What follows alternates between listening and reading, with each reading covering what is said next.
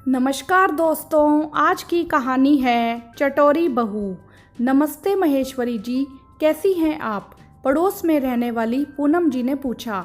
मैं ठीक हूँ पूनम जी, आप बताइए आप कैसी हैं? मैं भी बढ़िया।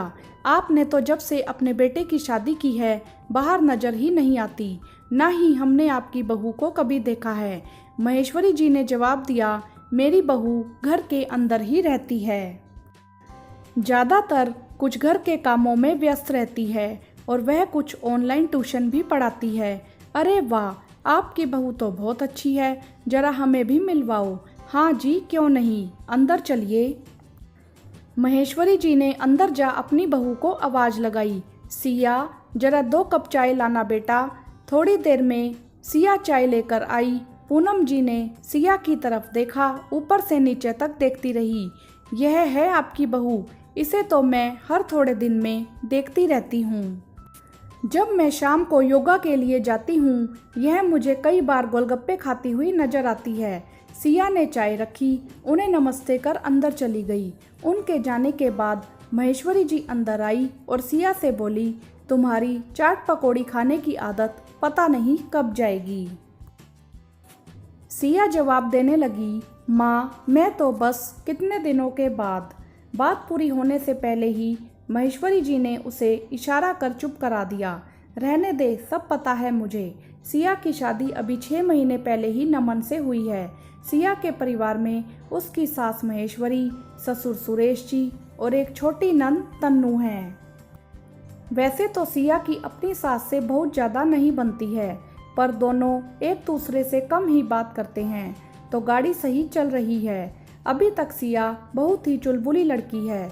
जब भी बाजार जाती है, कभी ऐसा नहीं होता कि वह गोलगप्पे खाए बिना वापस आ जाए।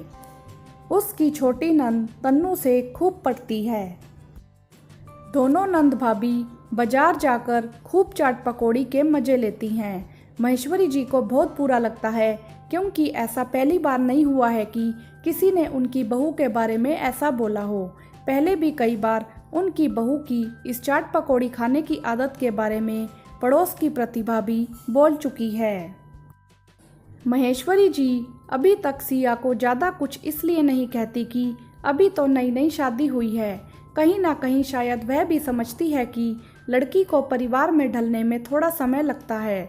वैसे घर में सिया सबसे स्नेह रखती है, सभी की बहुत इज्जत करती है। रात को जब सब लोग खाने की टेबल पर बैठे, सिया सबको खाना परोस रही थी।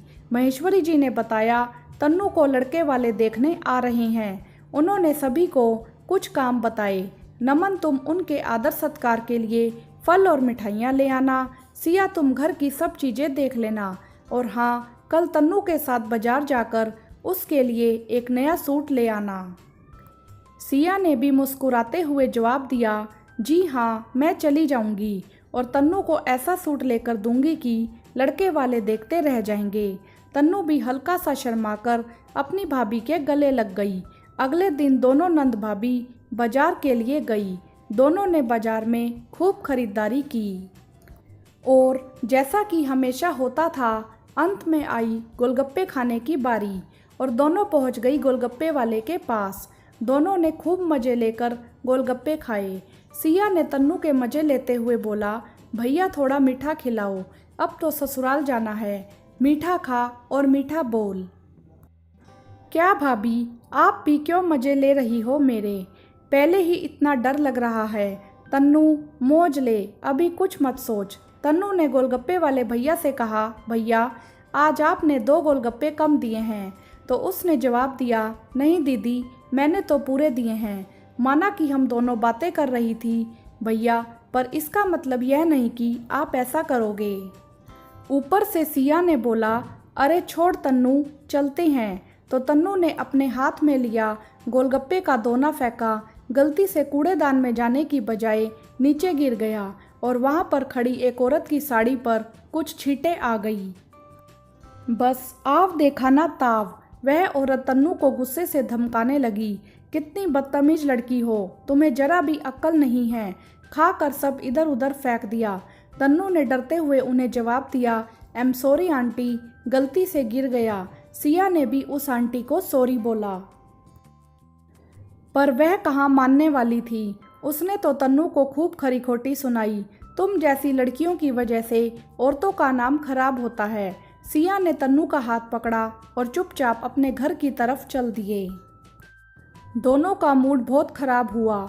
सिया ने तन्नू को समझाया, छोड़ ना यार, लोगों की तो आदत होती है कुछ भी बोलने की।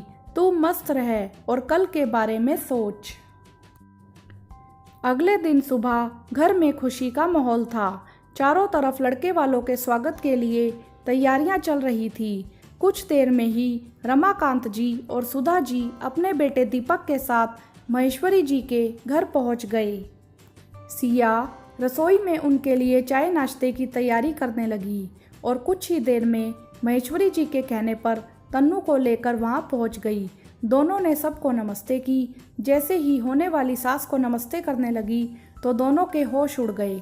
यह वही औरत थी जिनकी साड़ी पर गोलगप्पे का पानी गिरा था।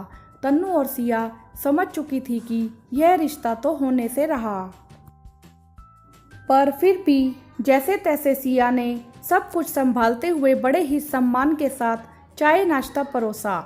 वह मिठाई देने लगी तो सुधा जी ने सिया को ताना मारते हुए कहा, क्या आज खाने में गोलगप्पे नहीं हैं? महेश्वरी जी ने पहले सिया की तरफ देखा और फिर तन्नू की तरफ। महेश्वरी जी हैरान हो गई कि यह बात उन्हें कैसे पता चल गई। कल आपकी बेटी तन्नू ने गोलगप्पे खाकर मुझ पर पानी फेंक दिया था। महेश्वरी जी ने गुस्से से तन्नू की तरफ देखा। माँ, मैंने जानबूझकर नहीं फेंका था, वह तो गलती से उन पर कुछ छींटे चली गई थी।